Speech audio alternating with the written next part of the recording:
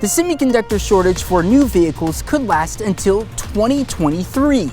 I'm Zach Dodge with how that could impact dealerships and customers alike. President Biden would really like to turn the corner on Afghanistan and turn now to his domestic agenda. Can he pull it off? I'm Doug Luzader in Washington. We'll have more on his efforts just ahead. The 4 states' most watched news starts now. Well, thanks so much for tuning in. I'm Mike Mahoney.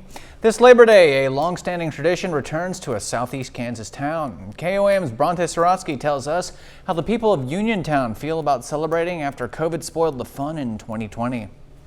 While some throughout the 4 states may choose to travel to other places this Labor Day, Uniontown is using the holiday to celebrate their history. My great-granddad, he was an old settler along with the other gentlemen, and I think they just wanted to have a get-together. You know, they were farmers, they were on their farms working hard every day, and they just wanted to have a gathering in town, and I would assume that's the way it started. The town held their 115th annual Old Settlers Picnic. This year's theme was Hats Off for Hometown Pride. On Monday, the Old Settlers Picnic wrapped up the Labor Day weekend with a parade, highlighting area law enforcement, the local high school, as well as various businesses. Well, they have baby contests in the morning, and then there's a parade, and then there's always a local chicken food thing, and then there's also the high school FFA does a food booth as well. After this event didn't happen last year due to COVID, the town was ready for this long-standing tradition to make a comeback. You know, like everybody's ready to get out and do something, so they're wanting to get out and go do things because they've been cooped up. Many attendees had heritage with strong ties to the parade. My 5th great-grandmother settled here in 1857. In fact, I have it at home. I have a picture of my great-great-granddad in like 1909, and the caption, he was with 10 or 12 older gentlemen, and the caption was Old Settlers Day 1909. Not only did attendees enjoy the Labor Day holiday, they also got to be a part of the town's unique history. In Uniontown, Bronte Sorotsky, KOAM News. Looks like a pretty nice day in Uniontown, but what about the rest of the 4-state area? For that, we turn to meteorologist Nick Kelly. Nick? Pretty good Labor Day, Mike. We had a lot of sunshine from start to finish, and dry air took us from 59 to 91, a 32-degree jump ever since we got past sunrise this morning. It's nice to see a complete clear scan on the Skywatch storm tracker, and not much else to track as we go through the rest of the overnight. But as far as temperatures go, we're seeing them cool down quite a bit. We had highs in the upper 80s to lower 90s today. Now we're falling back through the mid 70s. I think we're still on track, despite maybe a little high cloud cover overnight, to get lows to drop back near 67. But looking beyond tomorrow morning, I think we'll have to go just a tad hotter. Highs are 91, but you see that thunderstorm icon by late afternoon, Mike. Our next cold front wants to roll on in. We'll see what that does for us tomorrow here in a bit. All right, sounds good, Nick. Thanks so much. Labor Day weekend is normally a big sales weekend for car dealers, but not this year because it could be more than a year before prices and supply in the automotive industry start to look more like they did pre-pandemic. And those high prices are everywhere, including right here in the 4-state area. KOAM Zach Dodge has more. Silverados that Cody Jackson has become like an encyclopedia for trucks. You got the nice Bose surround memory seat. At least when they're on the lot anyway. Yeah. I wouldn't give this one probably 7 more days and this one will probably be gone. And that's without big rebates like many vehicles would have on Labor Day. The manufacturers don't have to put those big rebates on them right now because the inventory is so slim. Skyway Buick GMC in Joplin only has 9 new vehicles on the lot right now as parts shortages for new cars continues driving up prices. And experts say those shortages could continue until 2023 as manufacturers like General Motors temporarily shut down production because of the semiconductor shortage. I ordered one not too long ago, and we're supposed to have it in beginning of August, and it came in around the end. And the customer was just a little frustrated at us, and there was just nothing we could do. The new vehicles that do hit the lot, well, they're still selling, and for more money. I never see lots completely full of new cars again because they make more money with less cars on the ground. And in the coming months, Star anticipates that used car prices could continue to go up with inventory going down after hundreds of cars are destroyed by Hurricane Ida. There's rental companies that puts a lot of cars out on the streets. Say our guy that we buy from is out of Springfield. They're not going to have any. They're going to ship them all to Louisiana. Prices are going to go out to the roof, and they're going to be slimmer than they have been. So what can you do if you need to buy a vehicle? Star says watch for added charges on the window sticker and don't get wheeled and dealed into buying a car that's over MSRP.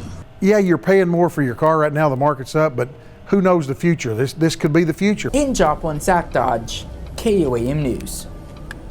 Some 4-state kids and their families spent Labor Day getting up close and personal with some fluffy alpacas. The Magajupa Mine Alpaca Farm hosted an open house in Joplin where families could come pet and feed the animals and take selfies with the friendly alpacas. People also had a chance to learn about the process of making products out of alpaca fleece and how to take care of them, including what they like to eat. He like missing hay. He like hay. I actually saw their post on Facebook, and we had never been here, and I have been wanting to come forever, and we finally had a chance to come. Yeah. Man, I wish I was hanging out with alpacas today. Well, if you missed today's fun, the Alpaca Farm is located at 7548 East 20th Street in Joplin. Labor Day may be the unofficial end of summer, but everything is about to heat up in Washington. There are some major battles ahead as President Biden prepares to battle Republicans and the clock. Fox News' Doug Luzader has more from our nation's capital. How do you flip from winding down a war to winning on infrastructure? Just one of the many questions ahead for President Biden this Labor Day. We have a very, very slim margin to operate, and that ain't easy. His fellow Democrats in Congress are getting antsy, and for good reason.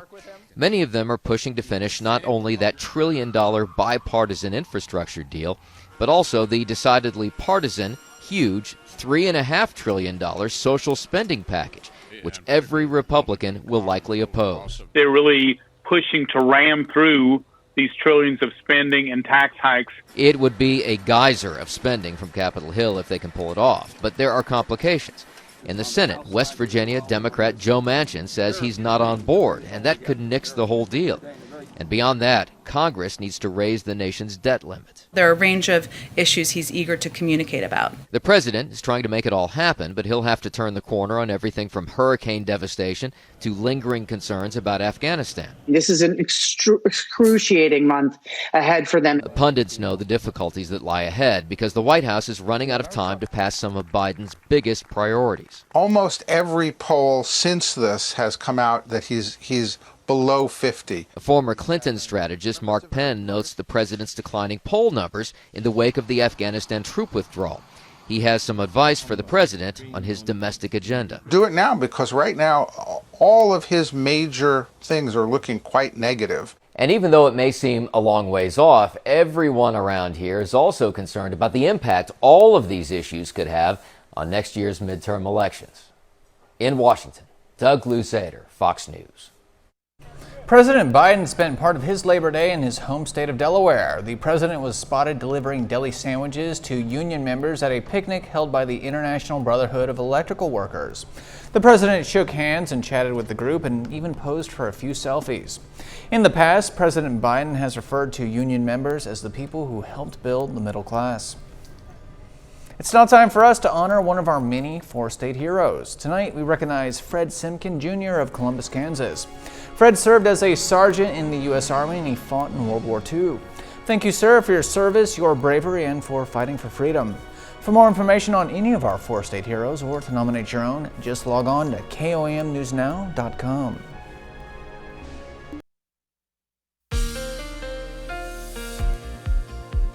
It took a little time to get there, but we finally managed to keep the skies bright as we wrapped up this holiday weekend. Plenty of open blue skies from start to finish. A quick and simple, still nice looking time lapse from Indigo Sky Casino and Resort outside of Seneca, Missouri. On the heels of dealing with the rain and thunderstorm chances Friday and Saturday, it was nice to see highs back in the mid 80s yesterday. We dropped back near 60. Some of you went into the upper 50s for a bit of a chilly start this morning before the same dry air that sent us into the 50s catapulted us back to the lower 90s this afternoon. It's nice nice to see, again, nothing to track all day long on the Skywatch Storm Tracker. Hardly any cloud cover and a nice dry scan on the radar network, but this could get a little busy by tomorrow night with our next cold front that wants to try and shake things up a little bit. In the meantime, though, 7th range line looking good from the east side of Joplin. We're at 75 with the south breeze at 6, but still the humidity is starting to climb back up a bit. But we are still going to see temperatures drop off some more as we continue throughout the rest of the night. For now, most of us are in the mid 70s. You could argue a few spots around 77 degrees. But as long as we stick with clear skies and a light south breeze, this time it won't be so chilly, but we will drop back mainly into the mid to upper 60s as we go into the rest of the night. High pressure still trying to hold on to control as it continues sliding toward the east over the Tennessee Valley. But there's our next cold front up in the northern plains. Couple that with at least a decent upper level wave. Some of that energy is going to be running right along the jet as the front rolls in. That could try to bring at least some thunderstorm chances our way, but not for tonight. We're going to keep the future track dry. It might be overdoing cloud cover a bit, sure, but let's just say mostly clear skies. It's not too far off with temperatures, though. We'll say mid to upper 60s, maybe a few spots trying to hold on near 70, but everyone's just easily back into the mid 80s Tuesday afternoon. And you can see how we go back into the lower 90s for highs, but note the northwesterly winds kicking in across the Kansas Turnpike. That is our cold front, and you can see how it might want to fire off a random storm or two as early as tomorrow afternoon. But before any action can get going with the front, we'll start at 67, 85 by noon. Afternoon highs around 91. The better chances for any isolated widely scattered storms with this front will be primarily tomorrow evening and up until about 11 o'clock tomorrow night. If the storms can scrape parts of our area, maybe some heavy rainfall, minor wind gusts, it's not looking like a big severe threat. And we don't have to worry about rain sticking around for the morning drive on Wednesday. In fact, Wednesday looking pretty good once again. In fact, let me show you the rest of the 7-day forecast here. 83 degrees, a nice drop of temperatures behind the front after we start at 61 in the morning. It's possible we could all start in the upper 50s for Thursday. 58 degrees before we bounce back to 85. But the 90s will have to return as we go into not only the weekend, but early next week. Maybe minor rain chances Saturday and Monday, Mike, but you cannot deny the lower humidity. It's making for chilly nights and some nice afternoons around here. I won't deny it. Looks good to me. Thank you, Nick. When we return, the health experts are concerned about a staggering spike in coronavirus cases. Stunning numbers showing a 500% increase in COVID cases among children. I'm Charles Watson in Atlanta. I've got the details coming up. Tuesday morning. There's been an alarming spike in COVID-19 cases compared to this time last year. Infections in the U.S. are up 316% since last Labor Day. And now there's major concerns about the rise in kids contracting the virus as they head back to school. Fox News' Charles Watson has more from Atlanta. Well, COVID cases are showing some signs of leveling out. Already overwhelmed hospitals are still packed, most of the beds occupied by unvaccinated Americans. Almost all of them are unvaccinated. Approximately 90% are unvaccinated. And of those, they're the ones who are in the ICU. 47% of the country has still not gotten the vaccine, and some medical experts say Labor Day weekend gatherings could lead to even more cases. Herd immunity does not apply to the Delta virus. It's coming after everybody who does not have immunity. This also sparking concern as children around the country return to the classroom for in-person learning, many ineligible for the jab, increasing fears about transmission among kids, which rose steeply from 38,000 in the final week of July to 204,000 in the last week of August, according to the American Academy of Pediatrics. That's a roughly 500% increase, numbers that some experts say could decrease if paired with mitigation measures in schools. If you just do masking, probably not enough. But if we have testing in schools, if we improve ventilation, we get adults vaccinated, it is absolutely possible to get every child back to school full-time safely this fall. Despite the uptick in cases among kids, there are still 8 states banning mask mandates in schools. In Atlanta, Charles Watson, Fox News. Right after this short break, we will update you on yesterday's Florida shooting. A former Marine sharpshooter is being held without bond after making his first court appearance in Florida today.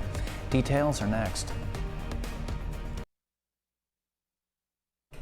A former Marine sharpshooter is being held without bond after making his first court appearance in Florida today. This follows a senseless shooting spree over the weekend that took the lives of 4 people. Fox News' Evan Brown has the latest on the investigation. We're learning more about a shocking shooting in Central Florida. Neighbors tell police that the suspect, 33-year-old Brian Riley, was hanging around in the neighborhood the night before and made disturbing comments to one woman. She noticed this suspicious vehicle, and there was a strange person in it who said, "God sent me here to speak with one of your daughters." Early Sunday morning, a sheriff's lieutenant heard gunshots. When deputies arrived, they encountered a situation that looked like an ambush. Totally outfitted in body armor, and looked as if he was ready to engage us all in an active shooter situation. After a massive shootout with police, Riley eventually gave himself up. Police found 4 people who had been fatally shot, including a mother and her 3-month-old baby. An 11-year-old girl miraculously survived despite being shot at least 7 times. The shootings appear to be random. Police say the gunman had no connection to any of the victims. Riley, a former Marine who fought in Iraq and Afghanistan, had no prior criminal history. He told investigators he was high on methamphetamines, even getting into another fight with police after going to the hospital. Tried to grab the Lakeland police officer's gun, and they had to fight with him again in the emergency room. Riley's girlfriend is cooperating with investigators.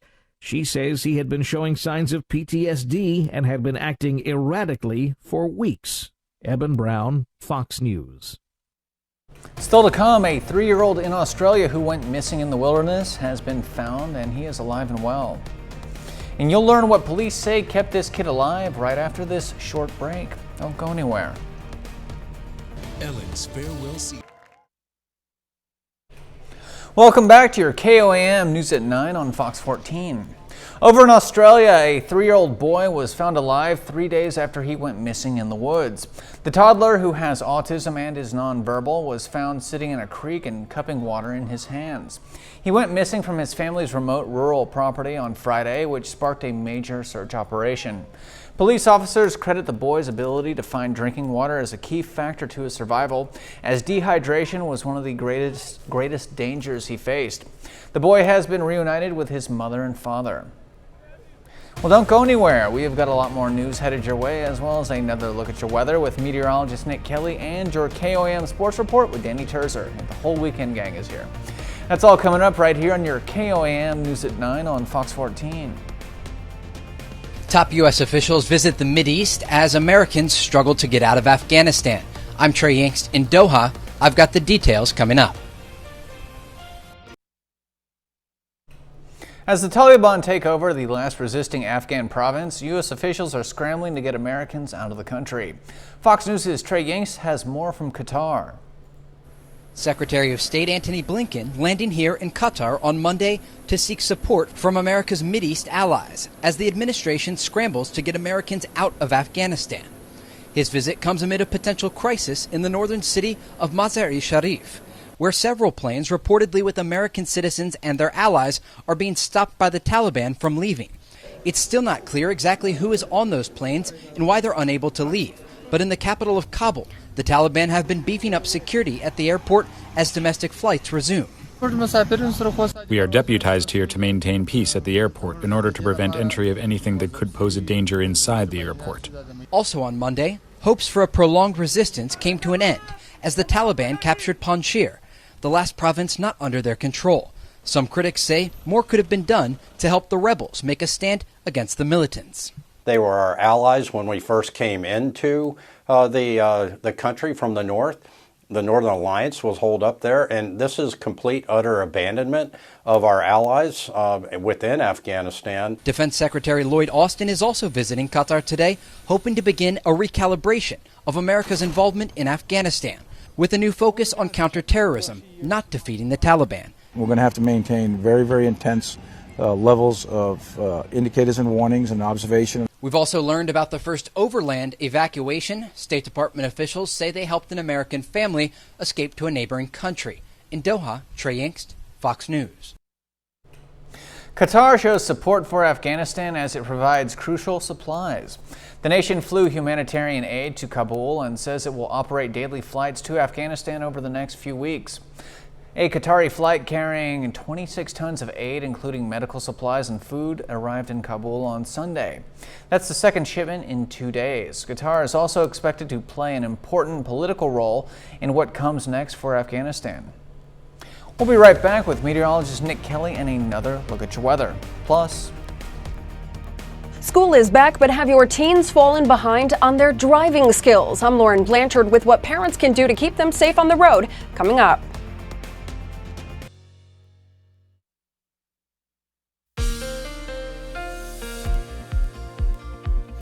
It took us a little while after we had to start the weekend out with rain and thunderstorm chances Friday and Saturday, but we cleared the skies out, we cleared the rain chances out yesterday, and that left us with nothing but open blue skies from start to finish, making for a pretty nice looking time lapse from indigo sky outside of Seneca, Missouri. As far as temperatures go, with so much dry air in place, it's been an interesting tale as far as temperatures go. We hit the mid 80s yesterday. It felt really good to be out and about yesterday. After dropping into the upper 50s to lower 60s this morning, the same dry air with the sunny skies and light breeze meant we wasted no time at all warming up to 91 degrees this afternoon. All because, again, the setup in place, the dry air, the light breeze, and the mostly clear skies that we've had throughout the day and that we're still seeing out there right now. Not to mention nothing on the radar. But this might get a bit of a workout with a quick front that will be on the way in here starting by tomorrow evening. In the meantime, though, we're looking okay. Still from 7th and range line. 75 at Joplin, a south breeze staying relatively light at 6 miles per hour. Humidity starting to climb up, but it's still not too terrible, sitting at 62%. Elsewhere around the region, we have a couple lower 70s now popping up around Stockton Lake, but the vast majority of us are sitting in the mid 70s right now. We're not done dropping off yet. Well, I don't think it's going to be quite as chilly as this morning was. We will drop back into the mid to upper 60s, so mild, but still a good drop off after we hit our highs today. You can see what's really dictating our surface setup for the rest of the night. High pressure. Even though it's passing over the Missouri boot heel, this is keeping us quiet for the rest of the night at least. We stay quiet for much of the day tomorrow before this cold front at the surface starts heading our way, not to mention an upper level low and some of that energy riding along the jet stream. That will come into play starting maybe as early as tomorrow afternoon, but definitely the emphasis looking more like tomorrow evening.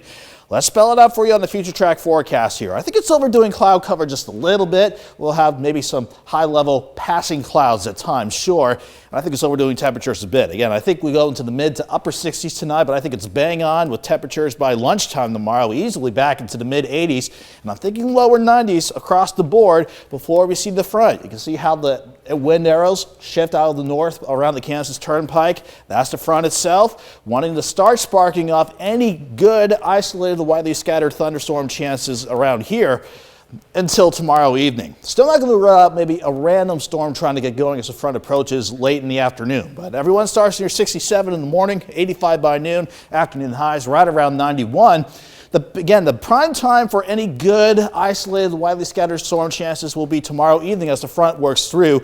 If these storms can still materialize, I don't think they'll be severe, but certainly the strongest ones could produce some heavy rainfall, maybe some minor wind gusts. But behind the front, we'll go into the upper 50s to lower 60s for Wednesday morning, back into the low 80s with mostly sunny skies for Wednesday. That's certainly looking good. We'll stay in the 80s on Thursday, but that upper ridge wants to try and start building back in for Friday, so that's when we'll start heading back into the 90s. You can see, though, on Saturday, a weak wave passing over us, and again by next Monday, that's going to be maybe just slight chances for rain or storms. But much of Saturday is looking dry despite the slight rain chances. Same goes for Monday as well. But as far as temperatures go, this dry air is certainly telling an interesting tale, Mike. 91 tomorrow, down to 61 tomorrow night, 83 Wednesday, 58 for Thursday morning, and then back into the mid-80s on Thursday. We'll enjoy that before the heat kicks back into gear. Sounds like a plan to me. Thanks as always, Nick. Check this out. The restoration of one of London's most famous landmarks, Big Ben, looks to be moving closer to completion. Clock hands have returned to England's most famous timekeeper. The London Tower has been largely silent since its restoration began in 2017. The renovation project is aimed at restoring the 177-year-old tower to its original Victorian glory, which includes reglazing the 4 clock dials and repainting its ironwork. It was renamed the Elizabeth Tower to mark the Diamond Jubilee anniversary of the British Queen in 2012. The total cost of the restoration project tallies up to $111 million. Hey, well, stick around, sports fans. You are just 2 minutes away from Danny Terzer and your KOAM News at 9 Sports Report. And Danny has got a ton of fun stuff headed your way, including highlights from the Show Me State's 2 professional baseball teams. That is headed your way right after this short break.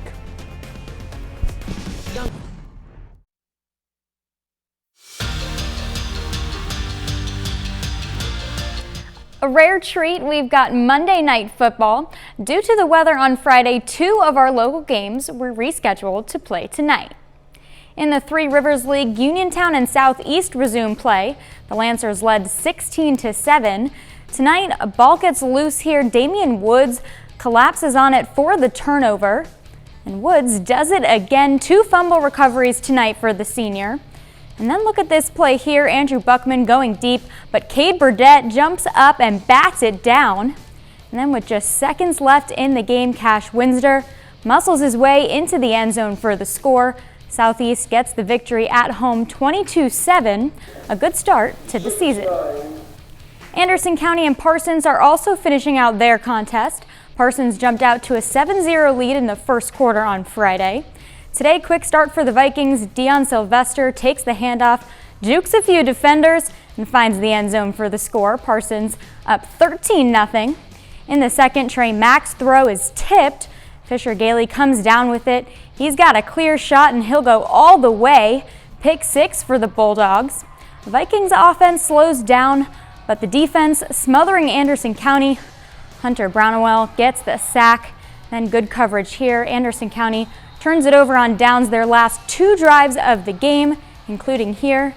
The early points proved to be enough for Parsons. The Vikings win 13-6. PSU sophomore quarterback Max Sexton is named the MIAA Offensive Player of the Week. Pittsburgh State took down number 13 ranked Central Missouri 35-16 on Thursday. Sexton accounted for all 5 touchdowns in the Gorillas' win. He threw for 4 and ran in himself once more. Sexton finished with 232 passing yards. It was just his 6th career start. In the major leagues, the Royals out in Baltimore this week for a series against the Orioles. Looking to get back-to-back wins here. Royals trailing 2-1 late in the game. Salvador Perez sparks the comeback, pops it up. Orioles swarm, but the ball drops. Whit Merrifield scores to tie it. Love this Salve reaction. He's not sorry. Then Andrew Benintendi gets it through. Perez scores from first. Benintendi coming up big on defense now. He makes the grab over the wall. Royals open the series with a 3-2 win. The Cardinals hosting a tough 4-game series against the Dodgers in the opener. The Dodgers jump out to a 4-0 lead in the first. That will prove costly for St. Louis. The Cards score 1 run on 6 hits, and it's from a passed ball. They fall 5-1, their 3rd straight loss. We'll be right back with more news. We're here to help. Welcome back to your News at 9. Restaurant owners continue to struggle when it comes to hiring new employees. Some restaurants are hoping the end of unemployment benefits this week will create a spike in applications. Fox News' Rachel Skida has more.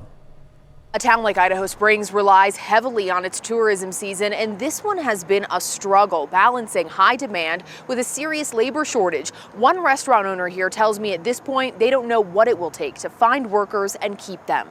We've had more business than we've ever expected. A busy Labor Day weekend in Idaho Springs highlights the problems plaguing restaurants like Clear Creek Cidery. It's been so difficult. Doing whatever they can to find and retain staff. We are offering an incentive to each employee that stays throughout the busy season. So from June 1st to October 15th, there's a $500 incentive. But co-owner Evan Lombardi says it hasn't been enough to keep numbers up. They've hired 58 people so far this summer, but only have 28 staff members right now. What happened to the other 30? Left, stopped showing up, came in for one paycheck. Forcing them to keep sections of the restaurant closed. They're doing whatever they can to make sure that they're not burning out the staff that they currently have in place. Sonia Riggs with the Colorado Restaurant Association says across the state, restaurants aren't doing much better now compared to the start of the season, despite intense efforts to attract staff. Their recent survey found 9 out of 10 restaurants have changed business practices or increased wages to get employees. 1 out of 4 are offering bonuses, and nearly a quarter have added new benefits like more time off, medical and dental insurance. Restaurants will probably continue to be flexible in trying to find what works best for their particular location. With enhanced employment benefits expiring this week, there is some hope they'll see more applications. We certainly hope we'll see some more people decide that it makes more sense to go back to work, but really only time will tell. And if I have to keep working 85, 95 hours a week, I'm going to do it. But hopefully there is some end in sight, and hopefully we can find a proper staff. This labor shortage isn't caused entirely by unemployment benefits. The people I spoke with say a lot of former restaurant workers have just moved on to other opportunities outside of the industry. A year or more out of the physical classroom may have set some students back, but what about teen drivers? Fox News' Lauren Blanchard has more on what parents should know as their teens get back on the road.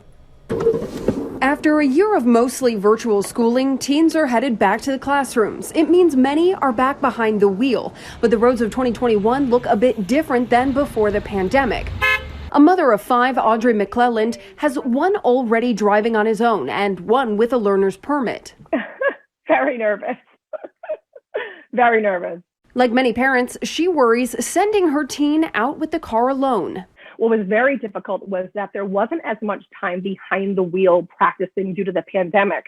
There really weren't a lot of places to go. And those worries come with some hard data. The CDC shows auto crashes are a leading cause of teen death. The National Highway Traffic Safety Administration found in 2020, despite fewer drivers on the road, it was the worst year for vehicle fatalities in over a decade. Data shows that trend has carried over into 2021. The reasons? Overly relaxed drivers and speeding. According to a recent study by Chevrolet through the Harris poll, 78% of parents worry about aggressive drivers, and 68% are concerned that their kids are back on the road. They're risky, they're not bad. According to Pam Shadle-Fisher with the Governor's Highway Safety Association, another problem is that for many families, getting teens driving practice likely fell low on the list of pandemic priorities. They're inexperienced, right? They've never done this before. But she says with the help and guidance of parents, their teen drivers can become more confident and safe. Get your teen out there. The grocery store trips, the trips to the drugstore. She says the number one mistake parents make handing over the keys. They're overconfident in their teen's abilities. Every teen is at the same place. The playing field is level when it comes to driving. They're all new, they're inexperienced, they have that brain development issue. In Washington, Lauren Blanchard, Fox News. Actor Michael K. Williams, who played Omar Little on The Wire, died today. The NYPD says Williams was found dead this afternoon in his Brooklyn penthouse apartment. He was 54 years old. Police also say his death is being investigated as a possible drug overdose. His character on The Wire was probably the most beloved character among the devoted fans of the hit HBO show. The Brooklyn-born Williams was also a ubiquitous character actor in other shows and films for more than 2 decades, including roles on the HBO series Boardwalk Empire and Lovecraft Country, and in the films 12 Years a Slave and Assassin's Creed. We are not done yet here on your KOAM News at 9 on Fox 14. And when we return, you'll meet a robot and its inventor that could help make life possible on Mars. We've got that story and more headed your way right after this short break.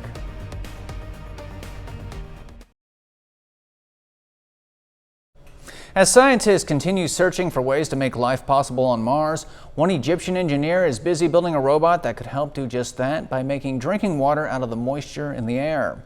Fox News' Chris DeMeo checks it out. As NASA's Perseverance rover continues searching for possible signs of life on Mars, an engineer back on Earth hopes that one day his robot will be able to sustain human life on the red planet. I am a robot dedicated to exploring moisture on Mars and converting it into drinkable water, which gives new hope to life on Mars and other planets. Say hello to LU, a robot with the power to make drinking water out of thin air even potentially on Mars. Experts say the environment on the Martian planet is both very dry and extremely humid, but LU is designed to capture the humidity and compress it into water. The process of generating water from air goes through different stages. The first one is the filtration, where air is filtered well. Then condensation. Then one more filtration stage. Then a sterilization stage using ultraviolet. Then the mineral salts beneficial to humans' health are added. While similar technology exists, LU's artificial intelligence helps it generate clean water, cheaper and without it using as much energy. For now, the future of this little robot is still up in the air, but even if it never makes it to Mars, LU can help provide life-saving H2O for people in desert climates here on Earth. Digging wells is so expensive, and so is the cost of river extensions. The cost of generating water from air is relatively lower than other available technologies. LU was built in roughly 9 months for a cost of $250. Officials say it can make a little over 4 cups of water. Chris DeMeo, Fox News. More robot news. Check out this new robot that can help you mow your yard. The Navimow is a self-propelled, self-guiding lawn cutting system. The Segway company created the robot, which can use GPS to set the boundaries of the cutting area. It doesn't need perimeter wires and has safety features if a dog or a child gets near it. The robot even has anti-theft location and tracking and goes back to its home station if it starts raining. Rescuers in a small coastal city in Chile came to the aid of a lost Humboldt penguin. Tourists first reported seeing the penguin, which they described as disoriented and in poor condition. The currents reportedly carried the aquatic bird away from its habitat. The penguin was taken to a veterinary clinic where it was cared for. When the penguin was strong enough, it was released into an area with a large number of penguins. Humboldt penguins are considered vulnerable, and there have been extreme fluctuations in the size of their populations. They are found in the wilds of coastal Chile and Peru and have a life expectancy of 15 to 20 years. Today at a Madrid zoo, twin panda cubs were born. The births took place over the course of 4 hours. Veterinarians are waiting to determine the gender of the 2 newborns. Currently, the twins are completely dependent on their mother and will remain so for at least 4 months. Conservation efforts have brought giant pandas back from the brink of extinction. Hey, well, thanks so much for wrapping up your Labor Day weekend with us. I hope you had a good one, and be sure to stop by tomorrow for more KOAM News at 9 on Fox 14. Have a great night. Stay safe out there.